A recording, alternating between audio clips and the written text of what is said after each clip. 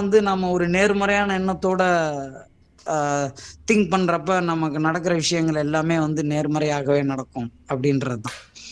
So இதுல நம்ம என்ன இதுல இருந்து நம்ம என்ன தெரிஞ்சுக்கிறோம் அப்படின்னு சொல்லி பார்த்தீங்க அப்படின்னாக்கா, just we have to think positively. We hope that we will succeed in the examination. அவ்வளோதான். It will lead automatically to success. That's I want to ensuring you. Okay, we can move to the next. These are some of the new concepts in learning that we are going to see today. இதில் வந்து பார்த்தீங்க அப்படின்னாக்கா, இப்போ ஸ்க்ரீனில் சில விஷயங்கள் display ஆகுது. அது என்னென்னன்றதை ஃபர்ஸ்ட் நான் ஒவ்வொன்றா அப்படியே சொல்கிறேன். லூயிஸ் கார்ஷியா எஃபெக்ட், அதை சம்டைம்ஸ் நம்ம என்ன சொல்லுவோம் அப்படின்னாக்கா கார்ஷியா எஃபெக்ட் அப்படின்னு சொல்லுவாங்க. அது வந்து பார்த்தீங்கன்னாக்கா பாவ்லோ கிளாசிக்கல் கண்டிஷனிங் அப்படின்னு ஒரு தியரி இருக்கும். நீங்கள் நல்லா கேள்விப்பட்டிருப்பீங்கன்னு நினைக்கிறேன். எனக்கு தெரிஞ்சு பாவ்லோ கிளாசிக்கல் கண்டிஷனிங் அப்படின்னு ஒரு தியரி இருக்கு. பாவ்லோவினுடைய ஆக்கநிலை இருத்தம் அப்படின்னு சொல்லிட்டு, அந்த பாவ்லோவினுடைய ஆக்கநிலை இருத்தத்தோடு தொடர்புடைய ஒரு கான்செப்ட் தான் என்ன அப்படின்னாக்கா இந்த கார்ஷியா எஃபெக்ட் அப்படின்னு சொல்லுவோம். இதை வந்து நம்ம சொன்னவருடைய பேர் வந்து லூயிஸ் கார்ஷியா அப்படின்னு சொல்லுவோம். இப்போ இது ஜஸ்ட் சொல்றேன். இப்போ ஒவ்வொரு கான்செப்டையும் நான் அப்புறம் ஒரு ஸ்லைட்ல உங்களுக்கு தனியா எக்ஸ்பிளைன் பண்ணுவேன். அதே மாதிரி வந்து பாத்தீங்கன்னாக்கா பிக்மேலியன் எஃபெக்ட் அப்படின்னு ஒரு கான்செப்ட். பிக்மேலியன் எஃபெக்ட் அப்படின்றது வந்து பாத்தீங்க அப்படின்னாக்கா ஸ்கின்னர் ஆப்பரண்ட் கண்டிஷனிங் அப்படின்னு ஒன்று சொல்லுவோம். அதாவது ஸ்கின்னரினுடைய செயல்படு ஆக்க நிலையிருத்தம் அப்படின்னு சொல்லுவோம். அந்த செயல்படு ஆக்க நிலையிருத்தத்துடன் தொடர்புடைய ஒரு விஷயம் தான் எது அப்படின்னாக்கா இந்த பிக்மேலியன் எஃபெக்ட் அப்படின்ற ஒன்று. அடுத்தது ரிப்பிள் எஃபெக்ட் அப்படின்னு ஒன்று. ரிப்பிள் எஃபெக்ட் அப்படின்னாக்கா தமிழ்ல என்ன சொல்லுவாங்கன்னா சிற்றலை விளைவு அப்படின்னு சொல்லுவாங்க தமிழ்ல. ரிப்பிள் எஃபெக்ட் மேல உள்ளதெல்லாம் ஜஸ்ட் அதே மாதிரி தான் வரும். லூயிஸ் கார்ஷியா எஃபெக்ட்னா அதே மாதிரி தான், பிக்மேலியன் எஃபெக்ட்னா அதே மாதிரி தான். இந்த ரிப்பிள் எஃபெக்ட் அப்படின்றது வந்து பாத்தீங்க அப்படின்னாக்கா தமிழ்ல என்ன சொல்லுவாங்கன்னா சிற்றலை விளைவு அப்படின்னு சொல்லி சொல்லுவாங்க. இது வந்து பாத்தீங்கன்னாக்கா பண்டூரா சோசியல் லேர்னிங் தியரி அப்படின்ற ஒரு தியரியோட தொடர்புடைய ஒரு கோட்பாடு அப்படின்னு சொல்லலாம். அடுத்தது வந்து பாத்தீங்கன்னாக்கா கோலம் எஃபெக்ட் அப்படின்னு ஒன்று. கோலம் எஃபெக்ட் அப்படின்னா என்னன்னு பாத்தீங்கன்னாக்கா இதுவும் வந்து பாத்தீங்கன்னாக்கா ஸ்கின்னர் ஆப்பரண்ட் கண்டிஷனிங்கோட தொடர்புடைய ஒரு கான்செப்ட் அப்படின்னு சொல்லி நம்ம சொல்லலாம். ஏன்னா ஜஸ்ட் மேலோட்டமா சொல்லிட்டு இருக்கேன். இப்போ நான் ஒவ்வொன்றையும் டீட்டெயில்டாக எக்ஸ்பிளைன் பண்ணுவேன். சரியா? நீங்க பேனிக் ஆக வேண்டாம். அதே மாதிரி வந்து ப்ரீமேக் பிரின்சிபிள் அப்படின்னு சொல்லுவாங்க. இது என்ன அப்படின்னாக்கா இதுவும் வந்து பார்த்தீங்க அப்படின்னாக்கா ஸ்கின்னர் ஆப்பரண்ட் கண்டிஷனிங்கோட ரிலேட்டடாக உள்ள ஒரு கான்செப்ட் அப்படின்னு சொல்லலாம். அடுத்தது மாஸ் லேர்னிங், ஸ்பேஸ் லேர்னிங் அப்படின்னு ஒரு ரெண்டு கான்செப்ட். மாஸ் லேர்னிங் அப்படின்னா என்னன்னாக்கா நிறை கற்றல் அப்படின்னு சொல்லுவோம். ஸ்பேஸ் லேர்னிங் அப்படின்னா என்னன்னாக்கா இடைவெளி கற்றல் அப்படின்னு சொல்லுவோம். ஓகே, இதுதான் வந்து இப்போ இதை பற்றி நம்ம ஃபர்ஸ்ட் ஒவ்வொன்றா தெரிஞ்சுக்க போகிறோம். இப்போதைக்கு நீங்கள் ஒவ்வொன்றா நான் எக்ஸ்பிளைன் பண்ண போகிறேன். கார்ஷியா எஃபெக்ட் அப்படின்னு சொல்லுவோம். கார்ஷியா எஃபெக்ட் அப்படின்றது என்னன்னாக்கா ஏன் சார் இந்த பேர் வந்துச்சுன்னாக்கா இந்த கான்செப்டை சொன்ன ஒரு பேர் வந்து பார்த்தீங்கன்னாக்கா லூயிஸ் கார்ஷியா அப்படின்னு சொல்லுவோம். He is one of the psychologist. இவர் தான் வந்து பார்த்தீங்கன்னாக்கா இந்த எக்ஸ்பெரிமெண்ட். என்ன எக்ஸ்பெரிமெண்ட் சார்? இந்த கார்ஷியா எஃபெக்ட் அப்படின்னா இதற்கு இன்னொரு பெயர்ல கார்ஷியா எஃபெக்ட்னா என்ன அப்படின்னு பாத்தீங்கன்னாக்கா கண்டிஷன்ட் டேஸ்ட் அவர்ஷன் அப்படின்னு உங்க ஸ்கிரீன்ல டிஸ்பிளே ஆகுது பாருங்க. கண்டிஷன்ட் டேஸ்ட் அவர்ஷன் அப்படின்னு சொல்லுவாங்க. அது என்ன சார் அப்படின்னா கீழே தமிழ்லயும் டிஸ்பிளே பண்ணியிருக்கேன் பாருங்க. அதாவது கட்டுப்படுத்தப்பட்ட சுவை பகைமை அப்படின்னு சொல்லுவோம். கட்டுப்படுத்தப்பட்ட சுவை பகைமை அப்படின்னா என்ன சார் அப்படின்னா ஒன்றும் கிடையாது. For example some animals like dog என்ன பண்ணோம் அப்படின்னாக்கா சம்டைம்ஸ் பாய்சனஸ் ஃபுட்டோ அல்லது அதுக்கு உடலிற்கு ஒவ்வாத உணவுப் பொருட்களை ஏதாவது உட்கொண்டது அப்படின்னாக்கா அந்த நச்சுத்தன்மை அது ரெகக்னைஸ் பண்ணிடும். இந்த பாய்சனஸ் ஃபுட்டோ அல்லது பாய்சனஸ் சப்ஸ்டன்ஸ் எதுவாக இருந்தாலும் அது இமீடியட்டாக ரெகக்னைஸ் பண்ணிட்டு அதை என்ன செய்யும் அப்படின்னாக்கா அதை கக்கி வெளியில் எடுத்துரும். இப்போ நீங்கள் தெருவில் கூட சம்டைம்ஸ் பார்த்துருக்கலாம், நாய் ஏதாவது அது பாட்டுக்கு ஒரு மாதிரி வித்தியாசமாக சவுண்டு போட்டுட்டு கக்கிட்டு இருக்கும். அது சாப்பிட்ட விஷயத்த எல்லாத்தையும் வெளியில் கொட்டிடும். அது என்ன அப்படின்னாக்கா, it recognise the poisonous are unacceptable. I mean அந்த உடம்புக்கு அது ஒவ்வாத உணவுப் பொருள் என்ன அப்படின்றத அதை ரெகக்னைஸ் பண்ணிட்டு அதை அவாய்ட் பண்ணிடுறது. இதை வந்து எக்ஸ்பெரிமெண்டலா வந்து இதை ப்ரூவ் பண்ணவர் யாரு அப்படின்னாக்கா லூயிஸ் கார்சியா அப்படின்றவர். இப்போ என்ன அப்படின்னாக்கா, கார்சியா எஃபெக்ட்னா directly it means condition taste aversion. Directly it means condition taste aversion, அவ்வளவுதான். Condition taste aversion occurs when an animal associates with the taste of certain food with the symptoms caused by toxic or spoiled or poisonous substance. அவ்வளோதான். அப்போ அது உடம்புக்கு ஒவ்வாத நச்சுத்தன்மை கொண்ட உணவுப் பொருட்களையோ அல்லது பாய்சனஸ் சப்ஸ்டன்ஸையோ ஏதாவது வந்து அது ரெகக்னைஸ் பண்ணிட்டு அதை வந்து தவிர்க்கிறது. அதுக்கு தான் என்ன பேர் அப்படின்னாக்கா condition taste aversion. Once the animal recognize the poisonous substance, the next time the animal won't take it. அதை அவாய்ட் பண்ணிடும். ஸ்மெல்லிலே கண்டுபிடிச்சிரும் இது உடம்புக்கு ஆகாது அப்படின்றது. அப்போ என்ன செய்யுதுன்னாக்கா அந்த டேஸ்ட்டுக்கு ஒரு அவர்ஷனை கிரியேட் பண்ணிடுது. அந்த டேஸ்ட்டுக்கு ஒரு எதிர்ப்புத்தன்மை என்ன செய்யுது அப்படின்னாக்கா கிரியேட் பண்ணிடுது. அதை தான் நம்ம என்ன சொல்கிறோம் அப்படின்னாக்கா கண்டிஷன் டேஸ்ட் அவர்ஷன் அப்படின்னு சொல்கிறோம். இதை ஆக்சுவலாக சொன்னவர் யார் அப்படின்னாக்கா லூயிஸ் கார்சியா அப்படின்றவர். இது எதோட தொடர்புடையது அப்படின்னு பார்த்தீங்கன்னாக்கா பாவ்லோ கிளாசிக்கல் கண்டிஷனிங். சரி, ரைட். இப்போ இதில் கொஸ்டின் என்ன மாதிரிலாம் வரலான்னு நான் சொல்கிறேன். 2017 பிஜிடிஆர்பியில் இதில் ஒரு கேள்வி கேட்டிருந்தாங்க. என்ன கேட்டிருந்தாங்க அப்படின்னு சொல்லி பார்த்தீங்கன்னாக்கா, கார்சியா எஃபெக்ட் ஈஸ் அப்படின்னு கொடுத்துட்டு Pavlo classical conditioning, Skinner operand conditioning, condition taste aversion, இந்த மாதிரி வேற ஒரு ஆப்ஷன் கொடுத்து கேட்டிருந்தாங்க.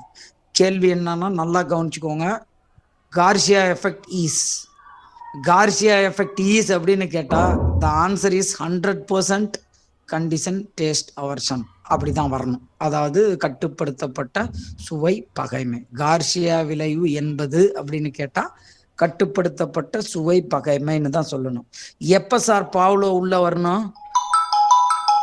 கார்சியா விளைவு என்பது எந்த கற்றல் கோட்பாட்டுடன் தொடர்புடையதுன்னு கேட்டால் மட்டும்தான் பாவ்லோ ஆன்சராக வரணும். நல்லா ஞாபகம் வச்சுக்கோங்க. இப்படி தான் ட்விஸ்ட் பண்ணுவாங்க.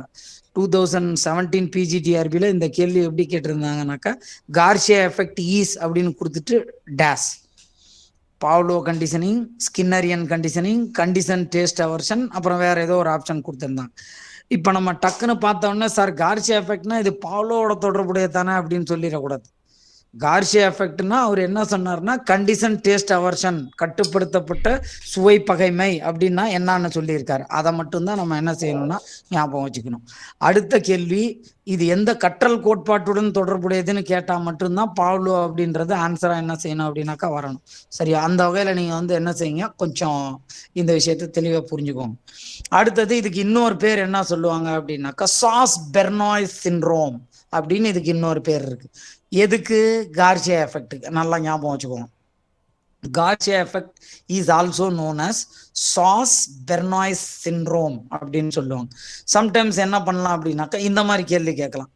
அதாவது Garcia effect is associated with அப்படின்னு கொடுத்துட்டு சாஸ் பெர்னாய்ஸ் சிண்ட்ரோம் அப்படின்றது கூட ஆப்ஷன்ல இருக்கிற மாதிரி சில நேரத்தில் என்ன செய்யலாம் என்றால் கேள்வி வடிவமைக்கப்படலாம். சரியா? அப்ப இருக்கிற விஷயம் என்ன கேட்குறாங்க, என்ன சொல்ல வராங்க அப்படின்றத தெளிவாக நம்ம முதல்ல புரிஞ்சுக்கிட்டா மட்டும்தான் இதுக்கு நம்மளால என்ன செய்ய முடியும் அப்படின்னாக்கா கரெக்டாக ஆன்சர் பண்ண முடியும். சரிங்களா? Okay, right. This is Garcia effect. The next one is Pygmalion effect. Pygmalion effect அப்படின்றதுக்கு இன்னொரு பேர் என்ன அப்படின்னு சொல்லி பார்த்தீங்கன்னாக்கா ரோசன்தல் எஃபெக்ட் அப்படின்னு சொல்லுவாங்க. ஆக்சுவலாக இந்த பிக்மேலியன் அப்படின்றது இப்போ கார்சியா எஃபெக்ட்னு சொல்லும் பொழுது கார்சியா அப்படின்றது லூயிஸ் கார்சியான்ற அந்த சைக்காலஜிஸ்டோட நேம்லே கார்சியா எஃபெக்ட் அப்படின்னு நம்ம சொல்லிட்டோம். ஆனால் இங்கே பிக்மேலியன் எஃபெக்ட் அப்படின்னா என்ன அப்படின்னாக்க ஒருவர் தன்னைத்தானே வடிவமைத்து கொள்ளுதல் அப்படின்னு இந்த பிக்மேலியன் அப்படின்ற இந்த சொல்லிற்கு என்ன பொருள் அப்படின்னாக்க செல்ஃப் கரெக்ஷன் அப்படின்ற மாதிரி மீனிங். அதாவது ஒருவர் தன்னைத்தானே சரி செய்து கொள்ளுதல் அப்படின்ற மாதிரி மீனிங். இந்த பிக்மேலியன் அப்படின்ற வேர்டுக்கு. இது Pygmalion is not name of psychologist, நல்லா ஞாபகம் வச்சுக்கோங்க. பிக்மேலியன் என்பது உளவியலாளரின் பெயர் அல்ல. பிக்மேலியன் அப்படின்னா அதற்கு என்ன பொருள் என்றால், ஒருவர் தன்னைத்தானே அவரை சரி செய்து கொள்ளுதல் அப்படின்ற மாதிரி அதற்கு மீனிங். ஆனா இந்த பிக்மேலியன் எஃபெக்ட் அப்படின்ற இந்த கான்செப்டை சொன்னவர் யாரு அப்படின்னாக்கா, இந்த ரெண்டாவது ஒருத்தர் பேர் இருக்கு பாருங்க, ரோசன்தல். இவர் தான் இந்த பிக்மேலியன் எஃபெக்ட் அப்படின்றத சொன்னார். அதனாலதான் என்ன செய்யறோம் அப்படின்னாக்க, இவருடைய பெயர்ல வந்து பாத்தீங்கன்னாக்க ரோசன்தல் எஃபெக்ட் என்றும் இதனை அழைப்பார்கள். எதை பிக்மேலியன் எஃபெக்ட்னாலும் ரோசன்தல் எஃபெக்ட்னாலும் ஒண்ணுதான். சரிங்களா? இது என்ன சார் சொல்லுது அப்படின்னாக்க, அடுத்த பாயிண்ட் இந்த ப்ளூ கலர்ல ஹைலைட் பண்ணியிருக்கேன் பாருங்க. High expectation leads to high performance. இதுதான் பிக்மேலியன் எஃபெக்ட். அதாவது எதிர்பார்ப்பு அதிகமாக இருந்தால் செயல்திறனும் அதிகமாக இருக்கும். This is Pygmalion effect or Rosenthal effect. So if my expectation or your expectation is more, definitely the performance will also be more. அவ்வளோதான். அப்போ உதாரணமாக ஒரு ஆசிரியர் வந்து பாடம் நன்றாக மாணவர்களுக்கு கற்பிக்கிறாரு. அந்த மாதிரி கற்பிக்கும் பொழுது அவர் என்ன மாதிரியான ஒரு விஷயத்தோட வந்து நடத்துவார் அப்படின்னாக்கா, நான் நடத்துகிற இந்த கான்செப்ட் எல்லா ஸ்டூடெண்ட்டுக்கும் எக்ஸலண்ட்டாக ரீச் ஆகணும் அப்படின்ற ஒரு எக்ஸ்பெக்டேஷனோட அவர் டீச் பண்ணுவார். அதுவே ஸ்டூடெண்ட்டோட எக்ஸ்பெக்டேஷன் எப்படி இருக்கும், சார் நடத்துகிற விஷயம் நமக்கு நல்லா தெளிவாக புரிகிற மாதிரி இருக்கணும் அப்படின்றது அவங்களோட எக்ஸ்பெக்டேஷனாக இருக்கும். ஸோ என்னோட எக்ஸ்பெக்டேஷன் ஸ்டூடெண்ட்ஸ்க்கு எல்லா கான்செப்டும் பர்ஃபெக்டாக ரீச் ஆகணும்னு நினச்சிக்கிட்டு நான் நடத்துகிற விஷயம் பர்ஃபெக்டாக எல்லாருக்கும் போய் சேர்ந்துடும். அப்போ ஸ்டூடெண்ட்ஸினுடைய பெர்ஃபார்மன்ஸும் ஆட்டோமேட்டிக்காக எப்படி இருக்கும்னாக்கா ரொம்ப பர்ஃபெக்டாக ஹையாகவும் இருக்கும். ரைட். இதை தான் வந்து பார்த்தீங்கன்னாக்கா பிக்மேலியன் விளைவு அப்படின்னு சொல்கிறோம். அதாவது அதிகமான எதிர்பார்ப்பு, அதிகமான செயல்திறன். இதை ஒரு எக்ஸாம்பிள் எப்படி கேள்வி கேட்டிருந்தாங்க அப்படின்னு சொல்லி பார்த்தீங்கன்னாக்கா,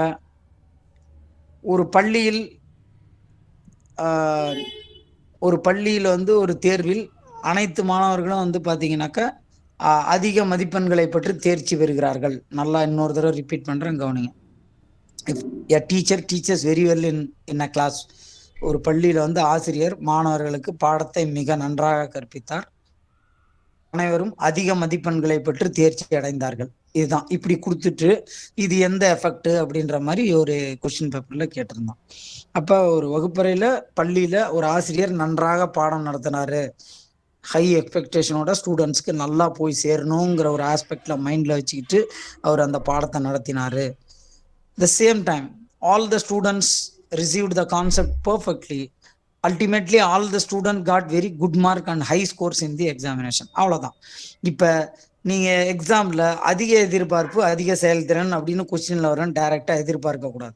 இதை கொண்டு வந்து அப்படியே ஒரு கிளாஸ் ரூம் ஈவெண்ட்டோட, ஒரு கிளாஸ் ரூம் அனக்டோட் மாதிரி ஏதாவது ஒரு விஷயத்தோட லிங்க் பண்ணிட்டு அப்படி தான் என்ன செய்வாங்க அப்படின்னாக்கா கேட்பாங்க. நாம் நினைக்கிற மாதிரி இங்கே கொடுத்துருக்கிற அதே வார்த்தையில் கேள்வி வரும்னு கட்டாயம் எதிர்பார்க்கவே கூடாது. சரியா? அதை பற்றி நீங்கள் கவலைப்பட வேண்டாம். நான் இப்போ நடத்துகிறப்ப என்னென்ன மாதிரி எக்ஸாமில் வரும் அப்படின்றதையும் உங்களுக்கு நான் எக்ஸ்பிளைன் பண்ணிவிடுவேன். அதே மாதிரி டெஸ்ட்டில் நான் உங்களுக்கு நல்லா போட்டு அப்ளிகேஷன் ஓரியன்ட் கொஸ்டினாக மாற்றி உங்களை நல்ல ப்ராக்டிஸ் பண்ண வச்சிருவேன். சரிங்களா? இப்போ பிக்மேலியன் விளைவுனா என்னன்னு தெரிஞ்சுக்கிட்டீங்க. பிக்மேலியன் ஆர் ரோசன்தல் எஃபெக்ட் அப்படின்னா it mean high expectation leads to high performance. அதிகமான எதிர்பார்ப்பு அதிகமான செயல்திறனை கொடுக்கும். இதுதான். இது வந்து எந்த கற்றல் கோட்பாட்டுடன் தொடர்புடையது அப்படின்னு சொல்லி பார்த்தீங்கன்னாக்க ஸ்கின்னர் செயல்பாடு ஆக்கநிலை இருத்தம்.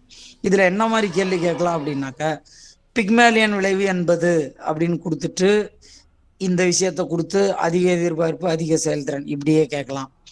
இல்லை நான் சொன்ன மாதிரி ஒரு கிளாஸ் ரூம் ஈவெண்ட் ஏதாவது ஒன்று கொடுத்துட்டு இதில் என்ன விளைவு இருக்குன்னு சொல்லி கேட்கலாம். அடுத்தது பிக்மேலியன் விளைவு என்பது எந்த கற்றல் கோட்பாட்டுடன் தொடர்புடையது இப்படியும் கேட்கலாம். ஸோ இந்த மாதிரி பல டைமென்ஷன்ல இதுல இருந்து எப்படி வேணாலும் என்ன செய்யலாம்னாக்க கேள்வி கேட்கப்படலாம். சரிங்களா? Okay, right, keep it in mind. அடுத்தது கோலம் எஃபெக்ட். த கோலம் effect is exactly opposite to Pygmalion effect. அதாவது பிக்மேலியன் ஆர் ரோசன்தல் விளைவு அப்படின்னு சொன்னோம் இல்லையா, பிக்மேலியன் விளைவு அல்லது ரோசன்தல் விளைவு. இதற்கு அப்படியே எக்ஸாக்ட்லி இன்வெர்டட்னா அப்போ அதில் என்ன சொன்னோம், அதிக எதிர்பார்ப்பு அதிக செயல்திறன். இப்போ இதில் எதிர்பார்ப்பு குறையும் பொழுது செயல்திறனும் குறையும். இதுதான் கோலம் எஃபெக்ட். இது இந்த கான்செப்ட சொன்ன சைக்காலஜிஸ்டோட நேம் வந்து பாத்தீங்கன்னாக்கா கோலம். இது அவருடைய பேர்லே இந்த கோலம் எஃபெக்ட் என்பது கொடுக்கப்பட்டுள்ளது. சரிங்களா? கோலம் அப்படின்றது it's the name of psychologist. அவர் இந்த விஷயத்த சொன்னாரு. அதனால அவருடைய பெயர்லே பார்த்தீங்கன்னாக்கா, இத கோலம் எஃபெக்ட் அப்படின்னு சொல்லி நாம குறிப்பிட்டிருக்கிறோம். இப்ப பாருங்க. இப்ப எதிர்பார்ப்பு குறைவாக இருக்கும் பொழுது செயல்திறனும் குறைவாக இருக்கும். இதுக்கும் ஒரு எக்ஸாம்பிள் சொல்றேன் பாருங்களேன். இப்போ ஒரு ஒரு டீச்சர் கிளாஸ்ல பாடம் நடத்த போறப்பவே, இதெல்லாம் எவன் கவனிக்க போறான் அப்படின்னு நினைச்சிட்டு நடத்தினாருன்னு வச்சுக்கோங்களேன். அவருடைய டீச்சிங்லே வந்து ஒரு தொய்வு தெரியும். பையன் டிசைட் பண்ணிடும். இந்த ஆளு என்னத்த நடத்த போறான், ஒன்னும் ஒழுங்கு நடத்த மாட்டான்னுட்டு ஆரம்பிக்கிறதே சரியில்லை அப்படின்ற மாதிரி ஸ்டூடெண்ட்ஸுடைய பெர்ஃபார்மன்ஸும் ஒரு மாதிரி ரொம்ப லோ ஆயிடும். அப்ப பாத்துக்குவோம். ஸோ எக்ஸ்பெக்டேஷன் ரொம்ப அதிகமா இருந்துச்சுன்னா பெர்ஃபார்மன்ஸும் அதிகமா இருக்கும். எக்ஸ்பெக்டேஷன் ரொம்ப பூவராவோ அல்லது லோவராவோ இருந்தா பெர்ஃபார்மன்ஸும் ஆட்டோமேட்டிக்கா பூவராவோ லோவராவோ தான் இருக்கும். சரிங்களா? இதுதான். ஸோ பிக்மேலியன் எஃபெக்ட்டுக்கு ஆப்போசிட் எஃபெக்ட் கோலம் எஃபெக்ட். அப்ப low expectation leads to low performance or poor performance அப்படின்னு சொல்லலாம். எதிர்பார்ப்பு குறையும் பொழுது செயல்திறனும் குறையும். சரிங்களா? இதுக்கு என்ன பேர் சொல்றோம்னா கோலம் effect. Since the concept was said or explained by the psychologist Golem, it is called as Golem effect. அந்த கோலம் என்ற உளவியலாளரால் குறிப்பிடப்பட்ட காரணத்தினால இது கோலம் விளைவு என்று அழைக்கப்படுகிறது. It is also related with Skinnerian conditioning தான். இதுவும் ஸ்கின்னரினுடைய செயல்படு ஆக்க நிலையறுத்தத்துடன் தொடர்புடைய ஒரு கருத்து அப்படின்னு சொல்லலாம். Right, okay. இப்ப கார்சியா எஃபெக்ட்னா என்னன்னு தெரிஞ்சுக்கிட்டோம். கட்டுப்படுத்தப்பட்ட சுவை பகைமை, கண்டிஷன் டேஸ்ட் அவர்ஷன் அப்படின்னு ஒன்று தெரிஞ்சுக்கிட்டு இருக்கோம். பாவ்லோவினுடைய ஆக்க நிலையறுத்தத்துடன் தொடர்புடையதுன்னு ஒன்று தெரிஞ்சுக்கிட்டு இருக்கோம். அதுக்கு இன்னொரு பேர் என்ன அப்படின்னாக்கா சாஸ் பெர்னாய் சிண்ட்ரோம் அப்படின்னு சொல்லியிருக்கோம். இது எல்லாமே கார்சியா எஃபெக்டோட தொடர்புடைய விஷயம். அடுத்தது ரெண்டாவது பிக்மேலியன் எஃபெக்ட்னு ஒன்று பார்த்துருக்கோம். இந்த பிக்மேலியன் எஃபெக்டுக்கு இன்னொரு பேரு ரோசன்தல் எஃபெக்ட் அப்படின்னு சொல்லியிருக்கோம். இட் மீன்ஸ் என்ன இது சொல்ல வருது அப்படின்னாக்கா, எதிர்பார்ப்பு அதிகமாக இருக்கும் பொழுது செயல்திறனும் அதிகமாக இருக்கும் என்பது பிக்மேலியன் எஃபெக்ட். அந்த கான்செப்டை சொன்ன சைக்காலஜிஸ்ட் பேரு ரோசன்தல். அது எந்த கற்றல் கோட்பாட்டுடன் தொடர்புடையது அப்படின்னாக்கா ஸ்கின்னரினுடைய செயல்படு ஆக்க நிலையறுத்தம். அடுத்தது மூணாவதா கோலம் விளைவு அப்படின்னு ஒன்று பார்த்துருக்குறோம். இது வந்து பாத்தீங்கன்னாக்கா அந்த ரோசன்தல் அல்லது பிக்மேலியன் விளைவுக்கு எக்ஸாக்ட்லி ஆப்போசிட்டு. அங்க ஹை எக்ஸ்பெக்டேஷன் மாதிரி இங்க லோ எக்ஸ்பெக்டேஷன். எக்ஸ்பெக்டேஷன் லோ ஆகும் பொழுது automatically the performance will also be low. அதை தான் இங்க சொல்ல வரோம். It is also related with Skinnerian conditioning. Right. Next, சிற்றலை விளைவு அப்படின்னு ஒரு கான்செப்ட். ரிப்பிள் எஃபெக்ட் அப்படின்னு சொல்றோம். ரிப்பிள் எஃபெக்ட் அப்படின்றது, இந்த ரிப்பிள் எஃபெக்ட் அப்படின்னா ஒன்றும் கிடையாதுங்க. சாதாரணமா வந்து பாத்தீங்க அப்படின்னாக்கா இந்த எமோஷனல் கான்டேஜியன் அப்படின்னு ஒரு வார்த்தை இங்க ஸ்கிரீன்ல டிஸ்பிளே ஆகுது பாருங்க. அதாவது இந்த மனவெளிச்சி, குறிப்பா சொல்ல போனோம்னா எதிர்மறையான மனவெளிச்சிகள். இந்த எதிர்மறையான மனவெளிச்சிகள் எப்பவுமே என்ன செய்யும்னாக்க ஒரு வேவ் மாதிரி அப்படியே எல்லாத்துக்குமே பரவும். ஒரு சின்ன அலை மாதிரி, ஒன்றும் கிடையாதுங்க. Suppose let us consider that you are taking a stone or just throw it in a pond or a lake or anywhere. குளத்துலயோ ஒரு சின்ன கல்லை தூக்கி இப்படி போட்ட உடனே ஒரு சின்ன சர்க்கிள் மாதிரி வரும். அது அப்படியே கான்சென்ட்ரிக் சர்க்கிள்ஸா அப்படியே அப்படியே பெருசாயிட்டு அப்படியே போயிட்டே இருக்கும். அது மாதிரிதான் இந்த சிற்றலை விளைவு அப்படின்றது. இப்ப என்ன அப்படின்னாக்க, எதிர்மறையான மனவெளிச்சிகள் எப்பொழுதுமே என்ன செய்யும் அப்படின்னு சொல்லி பாத்தீங்கன்னாக்க ஒரு வேவ் மாதிரி ஆப்போசிட்ல இருக்கிற எல்லாருக்குமே என்ன செய்யும் அப்படின்னாக்கா பரவும். உதாரணத்துக்கு வந்து பாத்தீங்க அப்படின்னாக்கா ஒரு டீச்சர் கிளாஸ் ரூம்ல வந்து பயங்கரமா கோவப்படுறாருன்னு வச்சுக்கோங்களேன். ஃபர்ஸ்ட் பெஞ்சில் இருக்கிற ஒரு ஸ்டூடெண்ட்டை போட்டு கோவப்பட்டு டப்புன்னு அடிச்சிடுறாரு. ஒட்டுமொத்த கிளாஸ் ரூம்ல உள்ளவனும் அப்படியே டெரர் ஆகி உட்காந்துருவான். அப்படியே ஒரு மாதிரி கடுகடுன்னு முகத்தை வச்சுக்கிட்டு சீரியஸா உட்காந்துருவான். ஏன்னா அங்க அடிச்ச அந்த அடி ஒட்டுமொத்த கிளாஸ் ரூம்லயும் ஐயோ அந்த அடி எனக்கு விழுந்துருமோன்ற ஒரு பயத்துல ஒரு மாதிரி எமோஷனலா ரிஜிடா அப்படியே ஒரு மாதிரி எல்லாரும் உட்கார ஆரம்பிச்சிருவாங்க. அப்ப அந்த மாதிரி நேரத்துல என்ன செய்யும் அப்படின்னாக்க, சப்போஸ் ஒரு ஒரு ஸ்டூடெண்ட் பக்கத்துல இருக்க ஸ்டூடெண்ட்ஸ் எவனாவது கிச்சி கிச்சியோ ஏதாவது மூட்டான்னு வச்சுக்கோங்களேன், அவனை கடுப்பாயி பேனாவோ பென்சிலோ ஏதாவது வச்சு வேகமா குத்திடுவான் எரிச்சல்ல. எதுக்கு? டேய் அந்த ஆளு அங்க போட்டு அடிச்சிட்டு இருக்கான், நீ இப்படி என்ன தேவையில்லாம நண்டி விட்டினா அவன் திருப்பி என்ன கூப்பிட்டு அந்த ஆள் அடிப்பான்னு சொல்லிட்டு இவன் அவரு ஒரு ஸ்டூடெண்ட் மேல காமிச்ச ஒரு கோவத்தை இவன் பக்கத்துல இருக்க ஸ்டூடெண்ட் மேல காமிச்சிருவான். இது மாதிரி என்ன செய்யும்னா அது ஒரு வேவ் மாதிரி எல்லாருக்குமே பரவும். இத வந்து பாத்தீங்கன்னாக்கா எப்படி சொல்லுவாங்க அப்படின்னாக்கா, ஒரு பிரச்சனையினுடைய அமைதியற்ற தன்மை, அதாவது ஒரு பிரச்சனை, ஒரு அமைப்பினுடைய ஆரம்ப நிலை இடையூறு அல்லது தொந்தரவு, அந்த செயலினுடைய இறுதி வரை தொடர்தல். நல்லா கவனிச்சுக்கோங்க. ஒரு செயலினுடைய ஆரம்ப நிலை இடையூறு, செயலின் இறுதி வரை தொடர்தல். உதாரணத்துக்கு வந்து பாத்தீங்கன்னு வச்சுக்கோங்களேன், இப்ப நான் எப்பவுமே இந்த எக்ஸாம்பிள் ரிப்பிள் எஃபெக்ட்னாவே இந்த எக்ஸாம்பிள தான் நான் சொல்லுவேன். இந்த கோமாளின்னு ஒரு ஜெயம் ரவி படம் வந்திருக்கும். அதுல வந்து பாத்தீங்கன்னா ஃபர்ஸ்ட் ஒரு சாங், இந்த ஸ்கூல்ல எல்லாரும் இருக்கிற மாதிரி ஒரு சாங் வரும். அதுல வந்து பாத்தீங்கன்னாக்கா ஒரு பேப்பரை சுருட்டி ஒருத்தன் வந்து இன்னொருத்தன் மேல தூக்கி போடுவான். கொஞ்ச நேரத்துல என்ன செய்யணும்னா அந்த ஒட்டுமொத்த கிளாஸ்ல உள்ள எல்லாரும் பேப்பரை கிழிச்சு இவன் அவன் மேல தூக்கி போடுவான், அவன் இவன் மேல தூக்கி போடுவான். அதுதான் ஒரு நெகட்டிவ் எஃபெக்ட். ஒரு எதிர்மறையான விளைவுகள், எதிர்மறையான மனவெழுச்சி என்ன செய்யும்னா அலை போல எல்லாத்துக்குமே என்ன செய்யும் அப்படின்னாக்கா பரவும். இந்த கொஸ்டின் லாஸ்ட் பிஜிடிஆர்பியில் தமிழ் மேஜருக்கு இந்த கேள்வியை கேட்டிருந்தாங்க. எப்படி கேட்டிருந்தாங்க அப்படின்னாக்க, வகுப்பறையில் ஒரு அமைதியற்ற மாணவன் ஒட்டுமொத்த வகுப்பறையின் அமைதியை குலைப்பது. நல்லா கவனிங்க. வகுப்பறையில ஒரு அமைதியற்ற ஒரு மாணவன் ஒட்டுமொத்த வகுப்பறையினுடைய அமைதியை குலைப்பது. இப்ப அப்படியே அந்த கோமாளி படத்துல நான் சொன்ன சீனை இதையும் கம்பேர் பண்ணி பாருங்க. ஒருத்தன் பேப்பரை சுருட்டி இன்னொருத்தன் மேல தூக்கி போட்டிருப்பான். கொஞ்ச நேரத்துல எல்லாருமே பேப்பரை கிழிச்சு இவன் அவன் மேல போடுவான், அவன் மேல போடுவான். அப்புறம் அவனுங்களே எடுத்து அதை கூட்டிட்டு இருக்கிற மாதிரி காமிப்பாங்க. இதுதான் ரிப்பிள் எஃபெக்ட், எமோஷனல் கான்டேஜியன் எஃபெக்ட் அப்படின்னு சொல்லுவாங்க. ஆன் குரூப் பிஹேவியர் நல்லா பார்த்துக்கோங்க. ஒரு குரூப்ல எமோஷனல் கான்டேஜியஸ் எஃபெக்ட் அப்படியே வேவ் மாதிரி எல்லாத்துக்கும் இந்த எமோஷன், பர்டிகுலரா நெகட்டிவ் எமோஷன் இது ரொம்ப முக்கியம். பாசிட்டிவ் எமோஷன் அப்படிலாம் எப்பவுமே பரவாது. ஏன்னு வச்சீங்கன்னா, நீங்களே யோசிச்சு பாருங்களேன். ஒருத்தர் ரொம்ப சந்தோஷமா இருக்கான்னா சுத்தியில இருக்க எல்லாருமே அவனை பார்த்து அவன் இவ்வளவு சந்தோஷமா இருக்கான் அப்படிதான் யோசிப்பான். சந்தோஷமா இருக்கானே என்ன ஏதுன்னு நம்ம தெரிஞ்சுக்கோன்னு போக மாட்டான். அவனை பார்த்து ஐயோ இவெல்லாம் அவ்வளோ சந்தோஷமா இருக்கான், நான் அவ்வளோ டல்லா இருக்கேனே, எனக்கு ரொம்ப கஷ்டமா இருக்கே, அப்படிதான் யோசிப்பாங்க எல்லாரும். ஸோ அதுதான் நம்ம திங்க் பண்ண வேண்டிய ஒரு விஷயம். ரைட். இது வந்து பாத்தீங்கன்னாக்கா எந்த கற்றல் கோட்பாட்டுடன் தொடர்புடையது அப்படின்னு பாத்தீங்கன்னாக்கா, ஆல்பர்ட் பண்டூராவினுடைய சமூக கற்றல் கோட்பாடு அப்படின்னு சொல்லுவாங்க. இந்த கோட்பாட்டிற்கு இன்னொரு பேர் என்ன சொல்லுவோம்னா லேர்னிங் பை இமிட்டேஷன் என்றும் குறிப்பிடுவார்கள். அதாவது பின்பற்றி கற்றல் கோட்பாடு என்றும் இதற்கு ஒரு பெயர் உண்டு. ஏன் இப்போ ஒருத்தர் செய்யறத பார்த்துட்டு அப்படியே நம்ம இமிட்டேட் பண்றது, ரிப்பீட் பண்றது. ஒருத்தர் கோவப்படுறான், அந்த கோவப்படுறத நம்ம பார்த்துட்டு இருக்கோம், அந்த ஒரு நெகட்டிவ் எஃபெக்ட் அப்படியே எல்லாருக்குமே இமிட்டேட் ஆகி பரவிடுது. அதை தான் சொல்றோம். அதனாலதான் இது வந்து Albert பண்டூராவினுடைய social learning theory or learning by imitation or observation learning.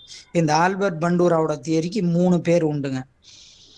Social learning தியரின்னு ஒரு பேர் உண்டு, சமூக கற்றல் கோட்பாடுன்னு ஒரு பேர் உண்டு, அல்லது பின்பற்றி கற்றல் கோட்பாடு என்று ஒரு பெயர் உண்டு, அல்லது உற்றுநோக்கி கற்றல் அப்படின்னு ஒரு பெயர் உண்டு. 3மே இதே தியரிக்கு உள்ள பேர் தான். சரியா? அப்ப ஒருத்தர் உற்று நோக்குறோம், அப்படியே பின்பற்றுறோம். அப்ப பாத்துக்கோம், ஒருத்தர் கோவப்படுறத பாக்குறோம், அவரு என்ன மாதிரி ஒரு அக்ரெசிவான ஒரு எக்ஸ்பிரஷனை கொடுக்குறாரோ அது அப்படியே நமக்கும் வேவ் மாதிரி ஃபார்ம் ஆகிடும். அதை தான் நம்ம வந்து ரிப்பிள் எஃபெக்ட், ஒரு அலை மாதிரி எல்லாருக்கும் அப்படியே பரவுது அப்படின்னு சொல்றது தான் என்ன அப்படின்னாக்கா ரிப்பிள் எஃபெக்ட் அப்படின்னு சொல்லி சொல்றோம். Okay, right. இது ஒரு மனவெழுச்சியுடன் தொடர்புடைய ஒரு விளைவு அப்படின்னு சொல்லி நம்ம சொல்லலாம். ஓகே, அடுத்தது மாஸ் லேர்னிங், பேஸ் லேர்னிங் அப்படின்றது முதல்ல இந்த டேவிட் ப்ரீமேக் பிரின்சிபல்னு ஒன்று சொல்லிடுறேன். இது ரொம்ப ரொம்ப முக்கியமான ஒன்று. ஏன்னா இது லாஸ்ட் பிஜிடிஆர்பியில் காமர்ஸ் கெமிஸ்ட்ரி மேஜர்காரங்களுக்கும் 2019 டிஇடிலையும் இந்த கேள்வியை கேட்டிருந்தாங்க. டேவிட் ப்ரீமேக் பிரின்சிபல் அப்படின்னு ஒன்று சொல்லுவாங்க. இதை சொன்னவருடைய பேரு டேவிட் ப்ரீமேக் என்பது அவருடைய பெயர். அந்த உளவியலாளருடைய பெயர் டேவிட் ப்ரீமேக். டேவிட் ப்ரீமேக் தத்துவம் அப்படின்னு சொல்லுவோம். ரைட். என்ன சார் இது? கீழே தமிழ்ல பாருங்க. நேரம் அதிக அளவில் நிகழக்கூடிய ஒரு செயலுக்கு குறைந்த முக்கியத்துவம் வாய்ந்த செயல் வலுவூட்டியாக பயன்படுவது. நல்லா கவனிங்க. அதாவது என்ன அப்படின்னாக்க, less preferred activity act as a reinforcer for more preferred activity. அவ்வளோதான். அதாவது less preferred activity act as a reinforcer for more preferred activity. அதாவது அதிக முக்கியத்துவம் வாய்ந்த ஒரு செயலுக்கு குறைந்த முக்கியத்துவம் வாய்ந்த ஒரு செயல் வலுவூட்டியாக பயன்படுவது அப்படின்றது தான் டேவிட் ப்ரீமேக் தத்துவம். இது அப்படியே ஒண்ணுமே புரியாத மாதிரியே இருக்கும் உங்களுக்கு. இப்ப அதை ரொம்ப சிம்பிளா மாத்திரம் பாருங்க. கீரை சாப்பாடு கிண்டர் ஜாய். இந்த எக்ஸாம்பிள் அப்படியே ஓரமா எங்கேயோ எழுதி வச்சுக்கோங்க. கீரை சாப்பாடு கிண்டர் ஜாய்ன்னு எழுதி வச்சுக்கோங்க. இப்ப இதுல வந்து பாத்தீங்கன்னாக்க, இந்த குழந்தைக்கு ரொம்ப சத்தான விஷயம் எது அப்படின்னாக்க கீரை சாப்பாடு.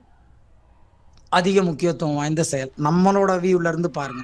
குழந்தையோட வியூல இருந்து பாத்தீங்கன்னா கிண்டர் ஜாய் தான் அதிக முக்கியத்துவம் வாய்ந்த செயலா இருக்கும். அப்படி பார்க்க கூடாது. நம்மளோட வியூல இருந்து பார்க்கணும். இப்ப இந்த கீரை சாப்பாடு வந்து பாத்தீங்கன்னாக்கா குழந்தைக்கு சத்த கொடுக்கக்கூடிய ஒரு விஷயம். ரொம்ப முக்கியமான அதிக முக்கியத்துவம் வாய்ந்த ஒரு செயல். ஆனா நம்ம என்ன செய்வோம், அந்த குழந்தைகிட்ட இதை சாப்பிட்டு முடிச்சிட்டுனா இது அப்படின்னு சொல்லி கிண்டர் ஜாய் வச்சு வச்சு வேகமா சாப்பாடு, இதை சாப்பிட்டு முடிச்சோன்னா உனக்கு கிண்டர் ஜாய் அப்படின்னு சொல்லி கொடுப்போம். இதுல குறைந்த முக்கியத்துவம் வாய்ந்த செயல் எது? Kinder Joy. அதிக முக்கியத்துவம் வாய்ந்த செயல் எது? கீரை சாப்பாடு. அப்ப இந்த கீரை சாப்பாட்டை ஊட்டுறதுக்கு கிண்டர் ஜாய் தான் என்ன செயல்படுது? வலுவூட்டியாக செயல்படுவது. அப்ப அதாவது ரீஎன்ஃபோர்ஸரா யூஸ் ஆகுது. ஸோ அதிக முக்கியத்துவம் வாய்ந்த செயல் கீரை சாப்பாடு. அதிக முக்கியத்துவம் வாய்ந்த செயலுக்கு குறைந்த முக்கியத்துவம் வாய்ந்த கிண்டர் ஜாய் வலுவூட்டியா பயன்படுது. அப்ப கிண்டர் ஜாய் தான் ரீஎன்ஃபோர்சர். எதுக்கு? கீரை சாப்பாட்டுக்கு. இதுதான் டேவிட் ப்ரீமேக் பிரின்சிபல். இப்ப பாருங்க, இது புரியும். அதிக அளவில் நிகழக்கூடிய ஒரு செயலுக்கு குறைந்த முக்கியத்துவம் வாய்ந்த செயல் வலுவூட்டி. அப்ப குறைந்த முக்கியத்துவம் வாய்ந்த செயல் தான் என்ன பயன்படுதுன்னா வலுவூட்டியா பயன்படுது. அவ்வளவுதான் விஷயம். இதுதான் விஷயம். இது மட்டும் போதும். இத எக்ஸாம்ல எந்த மாதிரி கேட்டிருந்தாங்க அப்படின்னாக்கா, குறைந்த அதாவது அதிக அலைவன் வீதத்தில் நடைபெறக்கூடிய செயலுக்கு பார்த்துக்கோங்க. தமிழ்ல. ஆங்கிலத்துல என்ன பண்ணிட்டாங்கன்னாக்கா ஹை ஃப்ரீக்வெண்ட் ஆக்டிவிட்டிஸ் அப்படின்னு கொடுத்துட்டாங்க. டைரக்டா இதே வார்த்தை இருக்கும்னு நம்ம எதிர்பார்க்க முடியாது. ஹை ஃப்ரீக்வன்சி ஆக்டிவிட்டிஸ், அதாவது less frequency activity act as a reinforcer for high frequent activities அப்படின்னு கொடுத்துருந்தாங்க.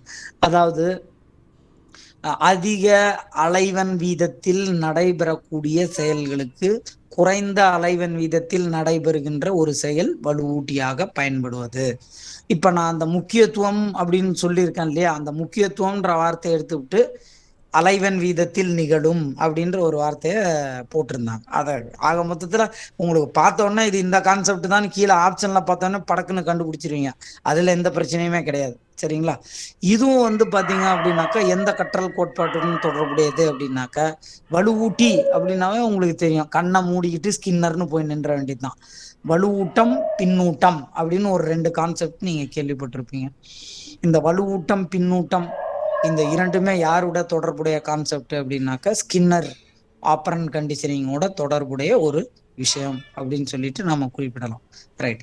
இதுதான் வந்து பாத்தீங்கன்னாக்கா டேவிட் ப்ரீமேக் தத்துவம்.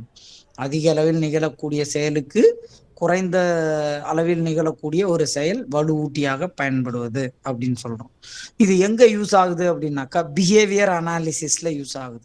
அப்ளைடு பிஹேவியர் அனாலிசிஸ், நடத்தை பகுப்பாய்வு மற்றும் நடத்தை மாற்றி அமைப்பதில் பங்கு வகிக்கிறது. என்ன சார் நடத்தை பகுப்பாய்வு, என்ன சார் பிஹேவியர் மாடிஃபிகேஷன்? சாப்பிடாத ஒரு குழந்தைய அந்த கிண்டர் ஜாயை காமிச்சு சாப்பிட வச்சுட்டீங்க. அப்ப அந்த குழந்தையினுடைய ஈட்டிங் அப்படின்ற ஒரு விஷயத்துல ஒரு மாடிஃபிகேஷன் நடக்குது. இதுதான், வேற ஒன்றும் கிடையாது. ஸோ அப்போ ஒரு விஷயத்த காமிச்சு ஒருத்தரோட பிஹேவியரை மாத்துறது, இதுதான் லேர்னிங் அப்படின்னு சொல்லலாம். சரியா? இந்த கான்செப்டை சொன்னவர் யாரு அப்படின்னாக்க டேவிட் ப்ரீமேக் அப்படின்ற ஒருத்தர். சரிங்களா? ஓகே. அடுத்தது இப்ப இந்த மாஸ் லேர்னிங் ஸ்பேஸ் லேர்னிங் 2 இருக்கு. நான் முதல்ல மாஸ் லேர்னிங்க சொல்லிடுறேன். மாஸ் லேர்னிங் அப்படின்னா என்னன்னாக்கா நிறை கற்றல் அப்படின்னு சொல்லுவோம். இந்த வார்த்தையை பார்த்த உடனே உங்களுக்கு தெரியும், ரொம்ப மாசா அட் எ டைம்ல நிறைய விஷயத்த லோட் பண்றது. அவ்வளவுதான் விஷயம், வேற ஒன்றும் கிடையாது. அதாவது ஒரே நேரத்தில் அதிகமாக நாம் கற்றுக்கொள்வதை தான் நம்ம என்ன சொல்றோம் அப்படின்னாக்கா மாஸ் லேர்னிங் அப்படின்னு சொல்றோம். Mass learning when you try to cram all your learning into one study period. ஒரே நேரத்துல டூ மச் ஆஃப் இன்ஃபர்மேஷனும் உள்ள வச்சு லோட் பண்ணீங்க அப்படின்னாக்க அது மாஸ் லேர்னிங். உதாரணமா வந்து பார்த்தீங்கன்னாக்கா, இந்த எக்ஸாம் டைம்ல மட்டுமே படிக்கிறது. இது it's a best example for mass learning. சரியா? இப்ப நாம நம்மள இப்ப இத நெனச்சுக்க வேண்டாம். ஏன்னா நமக்கு ஒரு 4 to 6 months 4 months minimum time இருக்கு. நீங்க ஏற்கனவே படிச்சிருப்போம். திருப்பி இன் டெப்த்தா ஒரு ரிவிஷன் பண்றோம் வச்சுக்குவோம். நான் இந்த பாயிண்ட் ஆஃப் வியூல இத சொல்ல வரல. ஃபார் எக்ஸாம்பிள் காலேஜ்ல செமஸ்டர் டைம்ல எல்லா பையனும் யூஜி படிக்கிறப்பலாம் பார்த்தீங்கன்னாக்கா, கரெக்ட்டா பரீட்சைக்கு அந்த ஸ்டடி ஹாலிடேஸ்ல ஒரு 4 நாள்ல, 5 நாள்ல படிப்பான். படிச்சுப்புட்டு அப்படியே போய் எழுதிட்டு ஒரு ஜஸ்ட் பாஸ் மார்க்கோ அல்லது ஒரு மார்க்க வாங்கிட்டு வெளியில வந்துருவான். அதுக்கு தான் என்ன பேரு அப்படின்னாக்கா, மாஸ் லேர்னிங். தேர்வு நேரத்துல மட்டும் கரெக்ட்டா அந்த பரீட்சைக்கு 2 நாளைக்கு, 3 நாளைக்கு அல்லது அந்த ஸ்டடி ஹாலிடேஸ் ஒரு 7 நாளைக்கு முன்னாடி, 10 நாளைக்கு முன்னாடி படிக்கிறது. பரீட்சை அன்னைக்கு த்ரூ நைட் அடிச்சுட்டு விடிய விடிய தூங்காம போய் பரீட்சை ஹால்ல தூங்குறவனும் இருக்கிறான். அந்த மாரியும் சில ஆளுங்க உண்டு. ஸோ இப்ப என்ன அப்படின்னாக்கா, ஒரே நேரத்துல அட் எ டைம்ல too much of information load பண்றப்ப என்ன ப்ராப்ளம் நமக்கு வரும் அப்படின்னாக்கா, it's the biggest problem in retrieval. அந்த ரிமெம்பரிங்ல பிக்கஸ்ட் ஹேர்டலா நமக்கு வந்து அந்த விஷயம் அமையும். அப்ப ஒரே நேரத்துல டூ மச் ஆஃப் இன்ஃபர்மேஷன லோட் பண்ணும் பொழுது, இந்த பிரெயின் என்ன செய்யும் அப்படின்னாக்கா, கம்முன்னு இருக்கும். அது பாட்டுக்கு அமைதியா சரியா, சரி, சரி. நீ சரி, சரி. நீ எல்லாத்தையும் உள்ள அனுப்பு நான் பார்த்துக்கிறேன் அப்படின்ட்டு, கரெக்ட்டா எக்ஸாம் ஹால்ல நம்ம உட்கார்ந்தோனே மைண்ட பிளாக் பண்ணிடும். இப்ப வா நான் யாரு காமிக்கிறான்னு பாரு அப்படின்ட்டு மைண்ட கம்ப்ளீட்டா பிளாக் பண்ணிடும். அப்புறம் நமக்கு எந்த கான்செப்டும் ஞாபகத்துக்கு வராது. தவிச்சு போயிடும் அப்படியே. இத தவிர்க்கணும் அப்படின்னா என்ன பண்ணலாம்? ஸ்பேஸ் லேர்னிங்க்கு வந்துரலாம். இடைவெளி கற்றல். இடைவெளி கற்றல் அப்படின்னா என்ன? அப்பப்ப படிச்சிடுறது. குறிப்பிட்ட கால இடைவெளிகளில் கற்றல், ஒரு நிலையான கற்றல் அப்படின்னு சொல்லுவாங்க. இது நிலைத்த கற்றல், நிரந்தர கற்றல் அப்படின்னு கூட சொல்லலாம். இத வந்து ஒரு பெர்மனன்ட் லேர்னிங், ஸ்டெபிலைஸ்ட் லேர்னிங் அப்படின்னு சொல்லி நம்ம சொல்லலாம். பெர்மனன்ட் லேர்னிங், ஸ்டெபிலைஸ்ட் லேர்னிங் அப்படின்னு சொல்லிட்டு இத நம்ம சொல்லலாம். ரைட். ஏன் அப்பப்ப நம்ம வந்து இப்ப என்ன பொறுத்தவரையில இந்த சைக்காலஜி ஃபுல்லாவே இந்த ஸ்பேஸ் லேர்னிங் கேட்டகரியில வந்தா மட்டும்தான் உங்களுக்கு தெளிவாகும். சரியா? இப்ப சொல்றேன் இல்லையா? ஒவ்வொரு கான்செப்ட் எக்ஸ்பிளைன் பண்ணும்பொழுதே, நீங்க அந்த கான்செப்ட்ட பெர்ஃபெக்ட்டா உள்வாங்கிக்கணும். அவ்வளோதான் முடிஞ்சிருச்சு. ஒரு தடவ படிச்சுட்டு ஒரு டெஸ்ட் எழுதினீங்கன்னா வேலை முடிஞ்சிருச்சு. That's all about psychology. நாம மெட்டீரியல வச்சுக்கிட்டு நீங்க எத்தன தடவ மனப்பாடம் பண்ணாலும் வேலைக்கு ஆகாது. இப்பவே நான் ஓப்பனா சொல்லிடுறேன். கிளாஸ்ல நடத்துறப்ப நான் சும்மா ஃபன்னியா சில விஷயத்த எக்ஸ்பிளைன் பண்ணிட்டுருப்பேன். அது அப்படியே ஒரு அப்ளிகேஷன் ஓரியன்டட் கொஸ்டினா வரும். நான் இத பல தடவ என்னோட அனுபவத்துல பார்த்துருக்கிறேன். இந்த டேவிட் ப்ரீமேக் பிரின்சிபல்னா அப்படிதான். நான் எப்பவுமே எனக்கு புரிஞ்சுக்கிறதுக்காக இந்த கீரை சாப்பாடு கிண்டர் ஜாய்ன்றத நான் சொன்னேன். ஆனா என்கிட்ட பாஸ் பண்ணிட்டு போன எல்லா ஸ்டூடெண்ட்ஸ்கிட்டயும் இப்ப கேட்டாலும் அந்த கான்செப்ட் டக்குன்னு கீரை சாப்பாடு கிண்டர் ஜாயம்பான். ஏன்னா அது ஒரு எக்ஸாம்பிள் ஞாபகம் வச்சுக்கிறதுக்கு. அதிக முக்கியத்துவம் வாய்ந்த செயலுக்கு குறைந்த முக்கியத்துவம் வாய்ந்த செயல் வலுவூட்டி. அவ்வளவுதான். லைவ் எக்ஸாம்பிள் தான். லைஃப் ஓரியன்டட் எக்ஸாம்பிள்ஸ் தான் சைக்காலஜி. ஆக்சுவலா நம்ம படிக்கிற எல்லா சைக்காலஜிக்கல் கான்செப்டும் ரியல் லைஃப் ஓரியன்டான விஷயம் தான். எந்த சைக்காலஜிஸ்டும் புதுசா யோசிச்சு எந்த விஷயத்தையுமே சொல்லலைங்க. ரியல் லைஃப்ல உள்ள விஷயத்துக்கு அவங்க தியரிட்டிக்கல் ஃபார்ம் கொடுத்துருக்குறாங்க. அவ்வளவுதான். இது தெரியாதனால தான் இதுல நம்ம மார்க்கும் எடுக்க முடிய மாட்டேங்குது. ரொம்ப கஷ்டமான ஒரு சப்ஜெக்டாவும் இது நமக்கு தோணுது. சரி, ரைட். இப்ப மாஸ் லேர்னிங், ஸ்பேஸ் லேர்னிங் பத்தியும் நமக்கு தெரியாது. ஒரே நேரத்துல உட்காந்து படிச்சா ஞாபகம் வராது. ரொம்ப சிரமமா இருக்கும். இது நமக்கு தெரிஞ்சது தான். ஸ்பேஸ் லேர்னிங் இதுவும் நமக்கு தெரிஞ்சது. அப்பப்ப நடத்துறது அப்பப்ப படிச்சுட்டா எனக்கு எந்த பிரச்சனையும் இல்லைங்க. ரொம்ப ஈஸியா ரீகால் பண்ணவும் முடியும். தெளிவா ஞாபகத்திலயும் இருக்கும் அப்படின்னு சொல்லும். இதுவும் நம்ம ரியல் லைஃப்ல யூஸ் பண்ற விஷயம் தான். இந்த 2 விஷயத்தையும் சொன்னவர் யாருன்னா, அந்த கீழே கார்னர்ல ஒருத்தர் போட்டோ போட்டுருக்கு பாருங்க. இவர் யாருன்னா, ஹெர்மன் எப்பிங்ஹாஸ் அப்படின்னு ஒருத்தர் கேள்விப்பட்டிருப்பீங்க. அவர் தான் இவர். ஹெர்மன் எப்பிங்ஹாஸ் அப்படின்னு ஒருத்தர் பேரை கேள்விப்பட்டிருப்பீங்க. இந்த மரத்தல் வளைகோட்டு சோதனை அப்படின்றதுல இவர் பேரை நம்ம படிச்சிருப்போம். எப்பிங்ஹாஸ் அப்படின்றவர். ஸோ அப்ப அந்த நிறை கற்றல், இடைவெளி கற்றல் அப்படின்ற இந்த 2 கான்செப்டையும் சொன்னவர் யாரு அப்படின்னு சொல்லி பாத்தீங்கன்னாக்கா, நம்மளுடைய ஹெர்மன் எப்பிங்ஹாஸ் அப்படின்ற சைக்காலஜிஸ்ட் தான். சரியா? நிறை கற்றல் என்றால் ஒரே நேரத்தில் அதிகமான தகவல்களை கற்றுக்கொள்வது, தேர்வு நேரத்தில் கற்றுக்கொள்வது. அதனால் ஏற்படக்கூடிய எதிர்மறையான விளைவு என்றால் மீட்டு கொணருதலில் சிக்கல், தடங்கள் ஏற்படும். It is very difficult in retrieval process. Difficulty in retrieval process. அந்த ரிட்ரைவல் ப்ராசஸ்ல டிஃபிகல்ட்டி இருக்கும். டப்புன்னு கான்செப்ட் ஞாபகத்துக்கு வராது. ஸ்பேஸ் லேர்னிங் அப்படின்றது it's a permanent learning. It's a stabilised learning. whenever we want to retrieve or recall the information, we can do it very quickly. ஏன்னா இது உங்களுக்கு தெளிவா புரிஞ்சிருக்கும். அதனால டக்குன்னு இப்ப நான் சொன்னேன் இல்லையா, அந்த டேவிட் ப்ரீமேக் பிரின்சிபல். அதையே நீங்க இதுக்கு ஒரு உதாரணமா வச்சுக்கலாம். கீரை சாப்பாடு கிண்டர் ஜாய். டப்புன்னு நிக்கும் ஸ்ட்ராங்கா. அவ்வளோதான். இது மாரி ஒவ்வொரு விஷயத்தையும் நம்ம ஸ்டெப் பை ஸ்டெப்பா தெளிவா புரிஞ்சுக்கிட்டோம்னா, சைக்காலஜி ரொம்ப ரொம்ப சிம்பிள் நமக்கு. சரி ரைட். அடுத்தது இன்னொரு விஷயம். இது வந்து பார்த்தீங்கன்னாக்கா, அந்த எல்ஏடி அப்படின்னு ஒண்ணு சொல்லுவோம். லாங்குவேஜ் அக்விசிஷன் டிவைஸ் அப்படின்னு ஒண்ணு சொல்லுவாங்க. அதாவது என்ன அப்படின்னாக்கா, மொழி பெறுதல் அமைப்பு அப்படின்னு சொல்லி சொல்லுவாங்க. இது என்ன சார் அப்படின்னு சொல்லி பார்த்தீங்கன்னாக்கா, இந்த பிரெயின் இருக்கு இல்லையா, இந்த பிரெயின்ல இந்த நடுப்பகுதி இருக்குல்ல, முன்மூளை அப்படின்றது இந்த நெத்தி பகுதியில இருக்கும். இதுக்கு மேல இருக்கிறது வந்து பார்த்தீங்கன்னாக்கா, இந்த நடுமூளை அப்படின்னு சொல்லுவோம். ஃபெரைட்டல் லோப் அப்படின்னு சொல்லுவோம். இந்த ஃபெரைட்டல் லோப் அப்படின்றது இந்த நடு மண்டையில உள்ள பகுதி. இந்த இடத்துல வந்து பார்த்தீங்கன்னாக்கா, என்னென்ன வேலை நடக்கும் அப்படின்னு சொல்லி பார்த்தீங்கன்னாக்கா, லாங் டெர்ம் மெமரி, லாங்குவேஜ் நல்லா ஞாபகம் வச்சுக்கோங்க. இந்த ஏரியாவுல எப்பயாவது அப்ளிகேஷன் ஓரியன்டட் கொஸ்டின் நெறைய வச்சு தீட்டுற இடம் அது. 2 எல் போட்டுக்கோங்க. இந்த ஃபெரைட்டல் லோப் அப்படின்றது அந்த நெத்தி பகுதிக்கு மேல உள்ள இருக்கிற ஏரியா தான் ஃபெரைட்டல் லோப் அப்படின்னு சொல்லுவோம். இந்த ஃபெரைட்டல் லோப்ல வந்து பார்த்தீங்கன்னா, எல் அப்படின்னு ஞாபகம் வச்சுக்கோங்க. என்ன sir L? L for long term memory, another one L for language. So இந்த லாங் டெர்ம் மெமரிக்கும் லாங்குவேஜுக்கும் ரெஸ்பான்சிபிளான பகுதி இந்த ஃபெரைட்டல் லோப் அப்படின்ற ஒரு பகுதி. இந்த பகுதியில அந்த மூளையில இந்த மொழிக்கு தொடர்புடைய ஒரு பகுதி இருக்கு. அதை தான் நம்ம என்ன சொல்றோம் அப்படின்னாக்கா, லாங்குவேஜ் அக்விசிஷன் டிவைஸ் அப்படின்னு சொல்றோம்.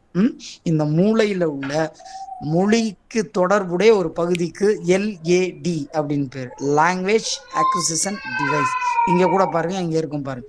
The language acquisition device is a postulated organ of the brain that is supposed to function as a congenital device for learning symbolic languages or language acquisition அப்படின்றோம்.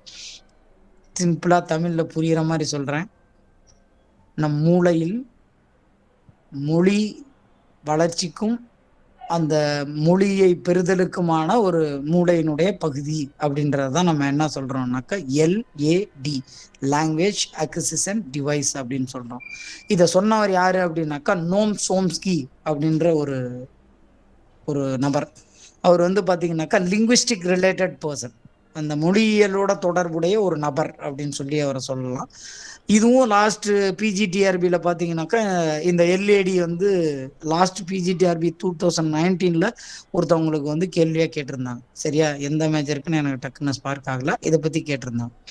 இப்போ அடுத்து இதுலேயே இன்னொரு 2 ஏரியா இருக்கு.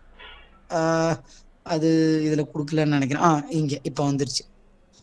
இந்த language area அப்படின்னு பிரெயின்ல நான் சொன்னேன் இல்லையா, அந்த லாங்குவேஜ் ஏரியாலே ஒரு 2 ஏரியா இருக்கு. புரோக்கா ஏரியா, வெர்னிக் ஏரியா அப்படின்னு சொல்லிட்டு ஒரு 2 ஏரியா இருக்கு. புரோக்கா பகுதி, வெர்னிக் பகுதி அப்படின்னு சொல்லிட்டு ஒரு 2 பகுதி இருக்கு. ஃபர்ஸ்ட் எல்ஏடின்னு ஒன்று சொன்னீங்க சார். ஆமா சார், சொன்னேன் சார். அந்த எல்ஏடிக்கு உள்ள ஒரு 2 பகுதி இருக்கு. அது என்ன அப்படின்னாக்கா, புரோக்கா ஏரியா அப்படின்னு ஒரு ஏரியா, வெர்னிக் ஏரியா அப்படின்னு ஒரு ஏரியா. இது ரெண்டுமே அதை சொன்ன சைக்காலஜிஸ்டோட நேம். ஐ மீன் அந்த the person who explained that, அவர்களுடைய பெயர். புரோக்கா அப்படின்ற ஏரியா வந்து பார்த்தீங்கன்னாக்கா, லாங்குவேஜ் ஆர் ஸ்பீச் ப்ரொடக்ஷன் அப்படின்னு சொல்லுவோம். லாங்குவேஜ் ஆர் ஸ்பீச் ப்ரொடக்ஷன் அப்படின்னு சொல்லுவோம். வெர்னிக் ஏரியா அப்படின்றது language or speech development, speech development அப்படின்றோம். இப்போ பாருங்களேன், bro BRO, bro BRO, Broca for production of language or speech, bro அப்படி ஞாபகம் வச்சுக்கோ உங்களுக்கு. ஏன்னா இப்போ புரோக்கா ஏரியாவும் வெர்னிக் ஏரியாவும் அட் அ டைம்ல ஆப்ஷன்ல பார்த்தோம்னா குழம்பி போடுவோம் நம்ம.